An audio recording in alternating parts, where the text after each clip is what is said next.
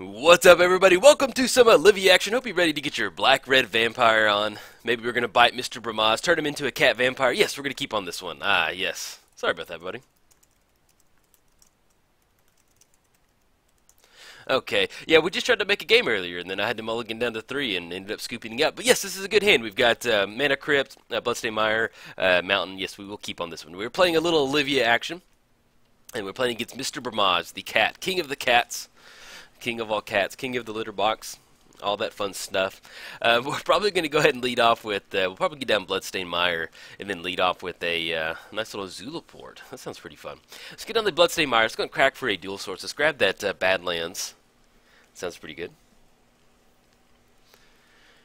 If it'll, there we go. Get the Badlands up and running. Let's go for the Mana Crypt. Let's go Mr. Zulaport, Blood Artist's cousin. And then we will go ahead and pass the turn, and I'll cover what our commanders do. Yes, fair enough. All right, there we go. Okay. We are playing Olivia. She has flying for one colorless mana, 1 red mana. She deals 1 damage to target creature. That creature becomes a vampire in addition to its other types. Then put a +1 counter on Olivia. 5 mana, gain control of target vampires for as long as you control Olivia. This is one of those beautiful cards that where the flavor meets the mechanics really well, where you can bite them with 1 point of damage, you get a +1 counter, they turn into a vampire, and then you gain control of target vampire, loss of flip on this Mana Crypt trigger, and draw into Grim Tutor. Let's go ahead and just swing in. I'm not going Olivia just yet. Technically, Mana Crypt is banned in 1 versus 1 commander, so I'm not going to just windmill slam Olivia and just swing in just yet. So let's go ahead and go, we can go Mogus, God of Slaughter. Yeah, let's go and do that. We could go Anger. Yeah, let's go and go Mogus. Let's get Mogus up and running, and then we'll go ahead and go for Olivia next turn. Yeah, this is one of those. I have my the banned Magic cards in here still, even though technically the banning doesn't go into place this upcoming Wednesday, which is tomorrow. But well, I guess technically, let's just say the banning goes into place on Wednesday, and so I've played a few commander games. Well, our opponent got disenchanted down anyway, so it doesn't really matter. But I played a few games where some people are sticking to the ban list preemptively, and if you don't, then you just kind of get steamrolled. So I'm just kind of taking my time with it. Let's go and swing in for 1 right now. So yeah, that's why I didn't do that play, just to let them kind of get ahead on stuff. All right, coming in hot for 1. It makes for a better video sometimes, where it's not just me just slinging in hot with our creatures. So we've got Grim Tutor, or we can go for the Masquerade. Search your library, put for a card, put it in your hand, then you lose 3 life. Do you want to make sure that we're going to be online with a mana source for next turn? It seems a little. Or we could Grim Tutor for like Vampire Nocturnus, and hope that we hit the land drop for the turn. Yeah, let's go and fire the Grim Tutor off. We're looking at black. Vampire Nocturnus is a really good card in the deck. Or do we want to go for like a little bit of a quick little mana rock? Let's go and grab the Nocturnus. I love games with him. He's going to turn on Devotion for Mogus pretty easy, and then yeah, he's just a really fun card to play with. Okay, now let's cover Brimaz. We were playing Brimaz. He has Vigilance. Whenever he attacks, create a 1/1 white cat soldier token with Vigilance that's attacking. Then whenever he blocks a creature, create a 1/1 white cat soldier token with Vigilance that's blocking that creature. So he's got cats for days. He very much enjoys cats. And, sorry, I have it. Oh, we draw into the Soul Ring. I'll take that. That was just how we drew it up. I actually was considering taking a Soul Ring with that Grim Tutor. But, hey, thanks, Grim Tutor. He kind of did one of those little backhanded shuffles where he put it on top of the library, I guess. Let's go ahead and swing in for 1 with Zulaport. And then all we need to do is hit another black source. I'm just laughing about that Grim Tutor dude. He looks kind of creepy. And it's just like, hey, you want Soul Ring and Vampire Nocturnus? Alright, I'll put Soul Ring on top for you, buddy. Appreciate it, man. Let's go to get down Olivia. We're looking at red-black, 2 colorless. Welcome the Vampire Queen. Come on. With her nice little knee on her dress right there. But yeah, so we've got Vampire Nocturnus. So if we do hit our second black source, which they just did crib swap on the Olivia, which yeah, that's okay, is what it is. But if we hit our black source, we're looking at Vampire Nocturnus. Man, I don't know why it's so hard for me to say Vampire Nocturnus. It's like my mouth just instantly twists up. But we're gonna play with the top card of our library revealed. As long as the top card of our library is black, Vampire Nocturnus and other vampire creatures you control get +2/+1 and have flying. So we can give Olivia double flying if we want to. She always likes it when she gets like double flying. And then if not, we can go Anger or the Masquerade and kind of just get some get the nice little bonus up and running. We're pretty far away from the Devotion, but if we go for Vampire Nocturnus, let's double check that out again. So we're looking at triple black, 1, 2, 3. Actually, let's tap the, no, we do need triple black. Triple black, and then tap for 1, 2. And then we can't use the rest of them. Yeah, we'll just go and do it that way. Okay. Vampire Nocturnus is going to get down, see if the top card of our library is. It is black. Alright, and then, oh, since our shapeshifter is a changeling, it does have flying now. So let's go and swing in. I love that. It's pretty sweet. Ugly looking vampire, though. I don't know if we're going to invite him to any of our vampire parties, but technically he's a vampire. Alright, so we're going to swing in, drop him down to 18.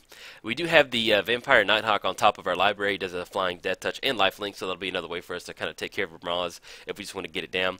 And if we have a black card on top of our library, and then we can recast it. Now with the Vampire Nighthawk, we're looking at 1, 2, 3, 4, and then we can basically still cast Vampire Nighthawk, and if we hit, well, we're not going to land drop because Vampire's on top, but we can definitely go Vampire Nighthawk, 1, 2, 3, 4, have one colorless left over, and get down the Masquerade. Attacking creatures you control have first strike, and then whenever a vampire you control deals combat damage to a player, put a +1 counter on it. So we've got the Griffin Guide on Brimaz. Enchant creature gets +2 and has flying. Whenever it dies, create 2. Okay, fair enough. Let's see if they're swinging in for 5. He does have Vigilance, so it wouldn't really matter on this one. But I guess, no, we can't even double block because that would be, well, that'd be 6, but I don't think we're going to want to trade on this one. Yeah. He's going to get that extra cat token, but no, we want to hold on to Vampire Nocturnus. That's he's our buddy. Makes his deck fun. And I got the promo version on him. He looks really cool. I don't know. I like it. Reminds me of like old school Magic. Okay, so we're going to get the Vampire Nighthawk down. It's going to be draw for the turn. See what's on top of our library. Another mountain. Okay, let's go ahead and get the Vampire Nighthawk down. And then next turn we get into a spot where we can go Anger. So let's go ahead and get the Masquerade down. And it's going to turn on Devotion for Mogus too. So we can get into spots where we can just go ahead and just swing in with Mogus right now. Alright, it's going to come in hot. He has Indestructible. We do turn Devotion online once we get that down. Coming in hot for 7. If they want to offer up Brimaz, they can. We'll definitely take care of Brimaz, but more than likely we might see a Cat Soldier token block on this one. If not, okay, there we go. Got the Cat Soldier token block. Fair enough. Mogus with this big old guitar knocking the cat out of the way. Anything else? No, we're good. We're going to go and pass turn. Okay, so we've got Mountain on top. Hopefully it's going to be a black source on top of our library to give a nice little bonus to our temporary, our temp, hired temp vampire. Do we have Vampire Nighthawk, which would give that nice little +2/+1 bonus. Then if they do swing in with Brimaz, Vampire Nighthawk does have Death Touch and Lifelink. So we're looking at 1, 2, 3, 4, 5, 6, 7. So we can actually block with the Vampire Nighthawk. And let me double check our Devotion math real quick. 1, 2, 3, 4, 5, 6. Yeah. So we can actually block with Vampire. Oh, well, what just happened? Oh, Planar Outburst. Okay, there we go. All right. Kind of threw me for a loop right there. I didn't know what happened. Okay, so let's go to get the mountain down. Olivia's going to cost 6. We're looking at 1, 2, 3, 4, 5, 6. We're not going to be able to turn on Mogus. And then they just have first strike. We can swing in with Anger. That'll put him in for 2. It's not going to turn on that. So if we get him for 2, it's going to put him down to 8. Then the next turn, that's going to give them haste. We can swing in with Olivia and then start blasting. And that'll be 1, 2, 3, 4, 5. That'll be 5 total Devotion. Yeah, let's go ahead and go Anger. I'm okay with that. Look, tapping the Soul Ring. Go ahead and get down Anger. We're going to be able to swing in for 2. It'll put him down to 8. And then that gets into spots where if Anger does stick around, we can get down Olivia, swing in the air for 3, which will put him down to 5. Well, actually, excuse me, put him down to 3.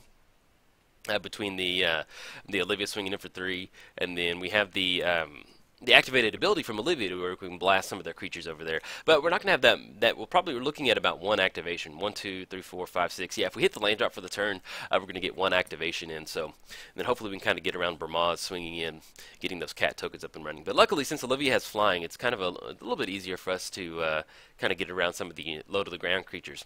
And we get down a Hero of Blade Hold. Okay, I think we're going to be able to outrace those soldier tokens. Hopefully, that's what we're going for. Draw Blood Artist. Ah, that's actually a pretty nice draw. Let's go for Olivia. It's going to have haste. We're looking at 1, 2, 3, 4, 5, 6. Okay. Let's get Olivia down. Let's go ahead and oh, excuse me. We're not going to have haste. I always forget that Anger is haste out of the graveyard. Okay. Let's go ahead and do we want to go and just force the issue swing? No, let's go and hold off. Sorry, I would have sequenced that a little bit better. Probably would have gotten down Olivia and then gone for Anger that way.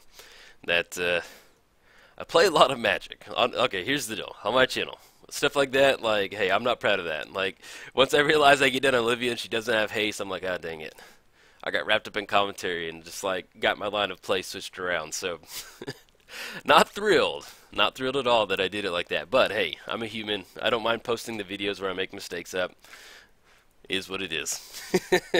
I'm not proud. I want you to know I'm not proud of it. I don't sit at home and just like, hey, man, I want to make mistakes so I can make people bad. No, that's not my choice. I don't like doing that. So they're just happy little mistakes. I enjoy Bob Ross a lot. Bob Ross I watched him. I didn't watch him growing up, but whenever they did the Twitch streaming thing, I watched it. Just like it consumed all of it, and yeah, I don't. Sometimes you just make happy little mistakes. Sometimes it is what it is. That happens. Okay, so let's kind of re-rack. So we've got Olivia. We can blast a few creatures, get some +1 counters on there. We're gonna have that haste option. They do have 2 mana up right now. Viscera Seer. Let's see. So we're looking at 1, 2, 3, 4, 5, 6, 7. So we have 3 creatures to blast. We can get him for 4. Let's go and activate Olivia and just start taking care of some of the creatures. Let's go for the Weathered Wayfarer. Tap for 2. And then that puts them on 1 card in hand, 1 mana up. So we're going to get the nice little added bonus. I don't think they have any reach up top. Okay. And let's go and do it again. Deals 1 damage to... Let's go and just blast the Soldier token. Use that last colorless floating. And that's going to be a nice little 5/5. And then if we go Blood Artist and then Viscera Seer as backup, we're looking at 1, 2, 3. And then we'll kind of just... Good game, buddy. All right, man. And we can always put it down on this. Well, he just said good game, so I'm going to assume that that last card is not Path to Exile. All right, we're going to swing in hot. We got 5 in the air, and then that should close it out. But yeah, I like Bob Ross, and if he makes a mistake, it's just a happy little mistake, and so that's hey, we just make happy little Magic mistakes sometimes. So, but yeah, I should have sequenced it the other way. I should have gotten down Olivia and then followed up with Anger. Okay, we got the Masquerade trigger on the stack, but we take our opponent down to -1. So, all right, guys, all right, everybody, if you enjoyed the video, like and subscribe. Thanks.